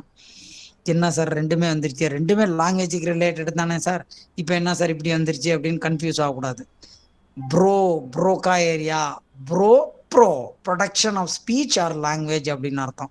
அப்போ ஆட்டோமேட்டிக்கா மீதி உள்ள ஒரு ஏரியா என்னன்னா டெவலப்மெண்ட் தான், லாங்குவேஜ் ஆர் ஸ்பீச் டெவலப்மெண்ட், அவ்வளோதான். வெர்னிக் ஏரியா அப்படின்றது. வெர்னிக் area is responsible for speech or language development. Broca area is responsible for speech or language production. சரிங்களா, இது ரெண்டும் வந்து both Broca and Wernicke area are the part of LAD. எல்ஏடியினுடைய ஒரு பகுதி இது இரண்டும் அப்படின்னு சொல்லிட்டு நம்ம குறிப்பிடலாம். சரி, ரைட். இதுதான் நம்ம சொல்ற விஷயம். இன்னொரு ரெண்டு கான்செப்ட் சொல்லிடுறேன். இந்த அடுத்தது பார்த்தீங்கன்னாக்கா ஜோன் ஆஃப் ப்ராக்சிமல் டெவலப்மெண்ட் அப்படின்னு ஒரு விஷயம். அதாவது என்ன அப்படின்னாக்கா தமிழ்ல அண்மை வளர்ச்சி மண்டலம் அப்படின்னு சொல்லுவாங்க. அண்மை வளர்ச்சி மண்டலம் அப்படின்னு சொல்லுவாங்க. என்ன சார் அண்மை வளர்ச்சி மண்டலம் அப்படின்னு பார்த்தீங்கன்னாக்க doing a task with help of a person and without help of a person. ஒரு செயலை ஒரு உதவியுடன் செய்வதற்கும் ஒரு உதவி இல்லாமல் செய்வதற்கும் இடையில் இருக்கும் வேறுபாடு. இதைத்தான் நம்ம என்ன சொல்றோம் அப்படின்னாக்க ஜோன் ஆஃப் ப்ராக்சிமல் டெவலப்மெண்ட் அப்படின்னு சொல்றோம். இதை ஷார்ட்டா ZPD அப்படின்னு மென்ஷன் பண்ணுவாங்க. அந்த ஃபர்ஸ்ட் லெட்டர் மட்டும் ஜோன்ல உள்ள Z, ப்ராக்சிமல்ல உள்ள P, டெவலப்மெண்ட்ல உள்ள D, இது மூணையும் ZPD அப்படின்னு சொல்லுவாங்க. அதுதான் நம்ம அண்மை வளர்ச்சி மண்டலம் அப்படின்ற ஒரு வார்த்தையில தமிழ்ல குறிப்பிடுறோம். இது என்ன சார்ன்னு பாத்தீங்கன்னா ஒரு செயலை ஒரு உதவியுடன் செய்வதற்கும் உதவி இல்லாமல் செய்வதற்கும் இடையில உள்ள வேறுபாடு. It is the difference between doing a task with help and without help. It is the difference between doing a task with help and without help. அவ்வளவுதான். இப்ப ஒரு செயலை ஒருத்தர் உதவியோட செய்வதற்கும் உதவி இல்லாம செய்யறதுக்கு என்ன வித்தியாசம்? If without help of any persons அப்படின்னாக்கா you may commit so many mistakes and you will commit mistake and you will rectify the mistake. If you do the task with the help of a person, with the guidance of the person, you will do step by step perfectly without committing any mistakes. அவ்வளவுதான் வித்தியாசம். ஒரு செயலை நாமளா செய்யறது இப்ப நிறைய தப்பும் தவறும் பண்ணி அனுபவத்துல தப்பு பண்ணி கத்துக்குவோம். அதுவே ஒருத்தர் நம்மளை கைட் பண்றப்ப இப்படிதான் பண்ணணும் அப்படின்னு ஸ்டெப் பை ஸ்டெப்பா கைடன்ஸ் கொடுக்குறப்ப அந்த விஷயம் ரொம்ப பர்ஃபெக்டா நமக்கு மிஸ்டேக் இல்லாம வரும். அதுதான் இந்த ஒருத்தர் உதவியோட செய்யறதுக்கும் ஒருத்தர் உதவி இல்லாம செய்யறதுக்கும் இடையில இருக்கிற அந்த டிஃபரன்ஸை தான் அண்மை வளர்ச்சி அல்லது நெருக்க வளர்ச்சி மண்டலம் அப்படின்னு சொல்லலாம். இந்த கான்செப்டை சொன்னவர் யாரு அப்படின்னு சொல்லி பாத்தீங்கன்னாக்க வைகாட்ஸ்கி அப்படின்ற ஒரு சைக்காலஜிஸ்ட். வைகாட்ஸ்கி, அந்த பேர் டிஸ்பிளே ஆகுது பாருங்க, வைகாட்ஸ்கி, வைகாட்ஸ்கி அப்படின்னு சொல்லுவோம். அடிஷ்னலா இன்னொரு விஷயமும் எழுதிக்கோங்க. இவர் சொன்ன இன்னொரு விஷயம் என்னன்னாக்க சோசியோ கன்ஸ்ட்ரக்டிவிசம் அப்படின்னு சொல்லுவாங்க. சோசியோ கன்ஸ்ட்ரக்டிவிசம் அதாவது சமூக அறிவுருவாக்கம் அப்படின்னு சொல்லுவாங்க. சோசியோ கன்ஸ்ட்ரக்டிவிசம் இத கூட கேள்வியா கேட்கலாம். The term socio-constructivism is associated with which of the following psychologists? சமூக அறிவுருவாக்கம் என்பது எந்த உளவியலாளருடன் தொடர்புடையது அப்படின்னு கேட்கலாம். வைகாட்ஸ்கி. என்ன sir socio constructivism? It is nothing but we are constructing the knowledge in the society. அவ்வளவுதான். we are constructing knowledge in the society when we interacting with the persons in the society. இந்த சமுதாயத்தில் இருக்கிற பிற நபர்களிடம் நாம் தொடர்பு கொள்ளும் பொழுது அவர்களிடமிருந்து நாம் பெறுகின்ற தகவல்களினுடைய அடிப்படையில நம்ம அறிவை என்ன செய்யறோம்னாக்க கட்டமைக்கிறோம் அப்படின்னு சொல்றாங்க. அவ்வளவுதான். we are constructing the knowledge in the society when interacting with the persons in the society. அவ்வளவுதான். இந்த சமுதாயத்துல உள்ள மற்ற நபர்களோட நம்ம தொடர்பு கொள்ளும் பொழுது அவர்களிடமிருந்து பெறுகின்ற அந்த அனுபவத்தை அறிவாக நாம் கட்டமைக்கின்றோம் அப்படின்னு சொல்றவர் யாரு அப்படின்னாக்கா வைகாட்சி. சரிங்களா? இது ஒரு அருமையான ஒரு கான்செப்ட். இன்னும் ஒரே ஒரு கான்செப்டோட நான் இன்னைக்கு கிளாஸை கன்க்ளூட் பண்ணிடுறேன். இந்த ரெசிப்ரோக்கல் டீச்சிங்கை விட்டுறலாம். நான் அடுத்த கிளாஸ்ல அதை நான் எக்ஸ்பிளைன் பண்ணிடுறேன். ஸ்கேஃபோல்டிங் இந்த ஒரு கான்செப்டோட இன்னைக்கு ஸ்டாப் பண்ணிடலாம். ஸ்கேஃபோல்டிங் அப்படின்ற ஒரு டேர்ம் சொல்றோம். இந்த ஸ்கேஃபோல்டிங் அப்படின்ற இந்த டேர்மை சொன்னவர் யாரு அப்படின்னாக்கா ப்ரூனர் அப்படின்ற ஒருத்தர். இந்த ஸ்கேஃபோல்டிங் அப்படின்னா அதுக்கு என்ன பேரு அப்படின்னாக்கா தமிழ்ல சாரக்கட்டு அப்படின்னு சொல்லுவாங்க. கண்டிப்பா எக்ஸாம்ல இந்த டிரான்ஸ்லேஷன் கொடுக்க மாட்டாங்க. இதை கொடுத்தாங்கன்னா அப்படியே ஸ்கேஃபோல்டிங் அப்படின்னு கேஃபோல்டிங் அப்படியே தான் கேட்பாங்க. ஏன்னா சில விஷயங்கள்ல ரொம்ப ஈக்குவலண்டா தமிழ்ல டிரான்ஸ்லேட் பண்றப்ப அது நெறைய பேருக்கு சுத்தமா ஒண்ணுமே புரியாத அளவுக்கு என்ன செய்யுது அப்படின்னாக்கா போயிடும். அதனால இத ஸ்கேஃபோல்டிங் அப்படின்னு நீங்க ஞாபகம் வச்சுக்கோங்க. ஸ்கேஃபோல்டிங் அப்படின்னா என்ன அப்படின்னாக்க, it is a set of instruction provided to the students to enhancement the concept அவ்வளவுதான். அதாவது ஒரு பாடக்கருத்து அல்லது மாணவர்களுக்கு ஏற்படுகின்ற ஒரு பிரச்சனையை தீர்த்தற்கு அவர்களுக்கு வழங்கப்படும் அறிவுரை செயல். ஒரு பிரச்சனை ஒரு பிரச்சனையை தீர்ப்பதற்கு மாணவர்களுக்கு வழங்கப்படும் அறிவுரை செயல்கள். சரி, எதுக்கு சார் நீங்க சாரா கட்டுன்னு எதுக்கு சார் சொன்னீங்க அப்படின்னாக்கா, நீங்க பார்த்திருப்பீங்க பில்டிங்ல சாரம் கட்டியிருப்பாங்க. அதாவது என்னன்னாக்கா 2 குச்சிய போட்டு குறுக்க வச்சு கயிறு வச்சு கட்டி வச்சுட்டு இந்த பில்டிங்ல பூச்சி விலைக்கு பெயிண்ட் அடிக்கிறதுக்கெல்லாம் அது மேல ஏறி ஏறி அடிப்பாங்க. அப்ப எப்படி அத ஸ்டெப் பை ஸ்டெப்பா கொஞ்சம் கொஞ்சமா மேல ஏறி ஏறி ஏறி ஏறி போய் அந்த வேலையை செய்வாங்க. அப்ப when we consider this for a student for knowing a concept or to solve a problem, first stepல ஒரு இன்ஸ்ட்ரக்ஷன் கொடுக்குறோம். அந்த இன்ஸ்ட்ரக்ஷனை கம்ப்ளீட் பண்ணதுக்கு அப்புறம் we have to give the next step, and if we completed the first 2 steps we can go to the third step. அவ்வளவுதான். So அப்போ என்ன அப்படின்னாக்கா, it is a set of instruction provided by the teacher to the students to solve the problem or to know the concept clarity. அவ்வளவுதான்.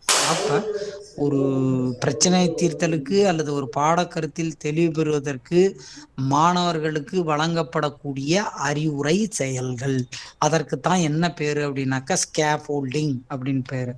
The term scaffolding was given by Jerome Bruner என்ற ஒரு உளவியலாளர் கொடுத்த ஒரு விஷயம்தான் எது அப்படின்னாக்கா இந்த scaffolding அப்படின்ற ஒண்ணு அப்படின்னு சொல்லலாம்.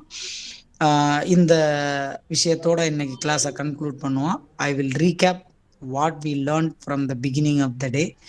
We can started with Garcia effect. Garcia effect அப்படின்னா கண்டிஷன்ட் டேஸ்ட் அவர்ஷன், கட்டுப்படுத்தப்பட்ட சுவை பகைமை அப்படின்னு சொன்னோம். இந்த கான்செப்டை சொன்ன சைக்காலஜிஸ்டோட நேமு லூயிஸ் கார்சியா. இது எந்த கற்றல் கோட்பாட்டுடன் தொடர்புடையது அப்படின்னு சொன்னோம் அப்படின்னாக்கா, பாவ்லோவினுடைய கிளாசிக்கல் கண்டிஷனிங், பாவ்லோவினுடைய ஆக்கநிலை இருத்தத்துடன் தொடர்புடையது அப்படின்னு சொன்னோம். இதற்கு இன்னொரு பேர் என்ன சொன்னோம் அப்படின்னாக்கா சாஸ் பெர்னாய்ஸ் சிண்ட்ரோம் அப்படின்னு சொன்னோம். அடுத்தது நெக்ஸ்ட் பிக்மேலியன் எஃபெக்ட் ரோசன்தல் எஃபெக்ட் அப்படின்னு பார்த்தோம். ரோசன்தல் அப்படின்ற சைக்காலஜிஸ்ட் இந்த கான்செப்டை சொன்னாரு. அது என்ன அப்படின்னாக்கா high expectation leads to high performance, அதாவது எதிர்பார்ப்பு அதிகமாக இருக்கும் பொழுது செயல்திறன் அதிகமாக இருக்கும் அப்படின்னு சொல்லி பார்த்தோம். இது எந்த கற்றல் கோட்பாட்டுடன் தொடர்புடையது அப்படின்னாக்கா ஸ்கின்னரினுடைய செயல்படு ஆக்கநிலை அர்த்தம், ஸ்கின்னர் ஆப்பரண்ட் கண்டிஷனிங். அதற்கு ஆப்போசிட் பார்த்தீங்கன்னாக்கா கோலம் எஃபெக்ட் அப்படின்னு ஒன்று பார்த்தோம். கோலம் எஃபெக்ட் அப்படின்னா என்னன்னாக்கா if the expectation lowers the performance will also lower. அவ்வளோதான். எதிர்பார்ப்பு குறையும் பொழுது செயல்திறனும் குறையும். இதை சொன்னவர் யாரு அப்படின்னாக்கா கோலம், அவருடைய பெயர்ல கோலம் எஃபெக்ட்னு வந்துருச்சு. இதுவும் எந்த கற்றல் கோட்பாட்டுடன் தொடர்புடையது அப்படின்னாக்கா ஸ்கின்னர் கோட்பாட்டுடன் தொடர்புடையது. அடுத்தது டேவிட் ப்ரீமேக் பிரின்சிபல் அப்படின்னு ஒன்று சொன்னோம். டேவிட் ப்ரீமேக் தத்துவம், அதிக முக்கியத்துவம் வாய்ந்த ஒரு செயலுக்கு குறைந்த முக்கியத்துவம் வாய்ந்த ஒரு செயல் வலுவூட்டியாக பயன்படுவது என்பது டேவிட் ப்ரீமேக் தத்துவம் அப்படின்னு சொல்றோம். இதை சொன்னவருடைய பேர்லே இது டேவிட் ப்ரீமேக் தத்துவம் என்று அழைக்கப்படுகிறது. இது நடத்தை பகுப்பாய்விலும் நடத்தை மாற்றியமைப்பதிலும் இது மிக முக்கியமான ஒரு பங்கு வகிக்கிறது. அடுத்தது ரிப்பிள் எஃபெக்ட் அப்படின்னு ஒன்று பார்த்தோம், சிற்றலை விளைவு. இது எந்த கற்றல் கோட்பாட்டுடன் தொடர்புடையது என்றால் ஆல்பர்ட் பண்டூராவினுடைய சமூக கற்றல், பின்பற்றி கற்றல் அல்லது உற்றுநோக்கி கற்றலுடன் தொடர்புடையது. இது ஒரு எமோஷனல் கான்டேஜியன் எஃபெக்ட் அப்படின்னு சொல்றோம். இது ஒரு மனவெழுச்சி சார்ந்த ஒரு விளைவு அப்படின்னு சொல்றோம். அதாவது ஒரு செயலினுடைய ஆரம்ப நிலை இடையூறு இறுதி வரை இடையூறாக அமைவது. ஒரு எமோஷனல் ப்ராப்ளம் டில் எண்டு வரலையும் அது எல்லாருக்குமே வேவ் மாதிரி ஃபார்ம் ஆகிறதுக்கு தான் என்ன பேர் அப்படின்னாக்கா ரிப்பிள் எஃபெக்ட் அப்படின்னு சொல்லி பார்த்தோம். அடுத்தது பார்த்தீங்கன்னாக்கா இந்த எல்ஏடி அப்படின்னு ஒன்று பார்த்தோம், லாங்குவேஜ் அக்விசிஷன் டிவைஸ் அப்படின்ற ஒரு கான்செப்ட். இந்த கான்செப்டை சொன்னவர் யாரு அப்படின்னாக்கா நோம் சோம்ஸ்கி அப்படின்ற ஒருத்தர். இது ஃபெரைட்டல் லோப்ல உள்ள லாங்குவேஜுக்கு ரெஸ்பான்சிபிளான ஒரு ஏரியா அப்படின்னு சொல்லி நோம் சோம்ஸ்கின்றவர் சொல்லியிருக்காரு. இதுல புரோகா ஏரியா, வெர்னிக் ஏரியான்னு 2 ஏரியா பார்த்தோம். Broca for production of speech or language, Wernicke development of speech or language, மொழி வளர்ச்சி அல்லது விரிவாக்கத்துடன் தொடர்புடையது அப்படின்னு பார்க்குறோம். அடுத்தது ஜோன் ஆஃப் ப்ராக்சிமல் டெவலப்மெண்ட், அண்மை வளர்ச்சி மண்டலம் அல்லது நெருக்க வளர்ச்சி மண்டலம் அப்படின்னு சொல்றோம். வைகாட்ஸ்கி அப்படின்ற ஒரு சைக்காலஜிஸ்ட் சொன்ன கான்செப்ட். இது என்ன அப்படின்னாக்க, ஒரு செயலை ஒருவர் உதவியுடன் செய்வதற்கும் உதவி இல்லாமல் செய்வதற்கும் இடையே உள்ள வேறுபாடு அப்படின்னு சொல்றோம். இதுதான் ZPD அப்படின்றோம். அதே மாதிரி இவர் சொன்ன இன்னொரு கான்செப்ட் என்ன சொன்ன அப்படின்னாக்க, சோசியோ கன்ஸ்ட்ரக்டிவிசம், சமூக அறிவுருவாக்கம் அப்படின்ற ஒரு கான்செப்ட் சொல்லியிருக்கேன். அடுத்தது வந்து பாத்தீங்கன்னாக்கா இந்த ஸ்கேஃபோல்டிங் அப்படின்ற ஒரு விஷயம், சாரக்கட்டு. அதாவது என்ன அப்படின்னாக்கா, it is a set of instruction provided to the students to solve the problem for enhancement of some concepts. அந்த மாதிரி ஒரு பிரச்சனை தீர்த்தல், பாடக்கருத்துக்களில் தெளிவு பெறுவதற்கு மாணவர்களுக்கு வழங்கப்படக்கூடிய அறிவுரை செயல்கள், அதற்கு ஸ்கேஃபோல்டிங் அப்படின்னு பேரு. இந்த கான்செப்டை சொன்னவர் யாரு அப்படின்னாக்கா ஜெரோம் ப்ரூனர். கடைசியா மாஸ் லேர்னிங், பேஸ்ட் லேர்னிங். ஒரே நேரத்தில் டூ மச் ஆஃப் இன்ஃபர்மேஷனை லோட் பண்ணால் ரிட்ரைவல் ஆகிறதுல ரொம்ப டிஸ்டர்பன்ஸ் இருக்கும். அதுதான் வந்து நிறை கற்றல் அப்படின்னு சொல்கிறோம். கரெக்டாக எக்ஸாமுக்கு முன்னாடி மட்டும் படிக்கிறது அப்படின்றோம். அடுத்தது ஸ்பேஸ் லேர்னிங் அப்படின்னா என்னன்னாக்க, இடைவெளி விட்டு கற்றல். இதற்கு நிரந்தர கற்றல் அல்லது நிலைத்த கற்றல், பெர்மனன்ட் லேர்னிங், ஸ்டாண்டர்ட் லேர்னிங் அப்படின்னு சொல்லலாம். இந்த பெர்மனன்ட் லேர்னிங், ஸ்டாண்டர்ட் லேர்னிங், இந்த மாஸ் லேர்னிங், ஸ்பேஸ் லேர்னிங் ரெண்டையும் யார் சொன்னாரு அப்படின்னு சொல்லி பார்த்தீங்க அப்படின்னாக்க, நம்மளுடைய எப்பிங்ஹாஸ் அப்படின்ற ஒரு சைக்காலஜிஸ்ட் தான் சொன்னாரு அப்படின்னு சொல்லி தெரிஞ்சுக்கிறோம்.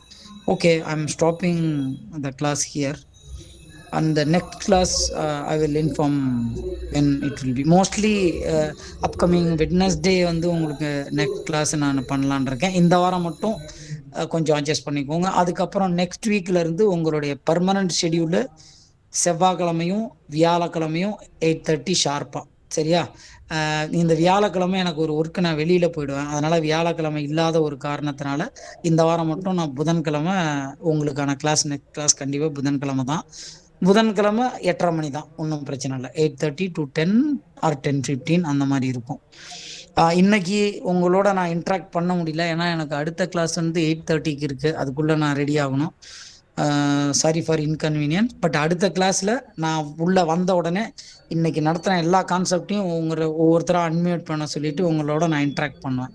சரியா? Okay, thank you all of you. Thank you very much. Thank you, sir. Thank you, sir. Thank you, sir. Thank you very much. Thank you. Thank you, sir. Thank you. Thank you, sir. Thank you, sir. Thank you. Thank you very much. Thank you, sir. Thank you, sir. Thank you, sir. Thank you, sir. Thank you very much. Thank you. Thank you.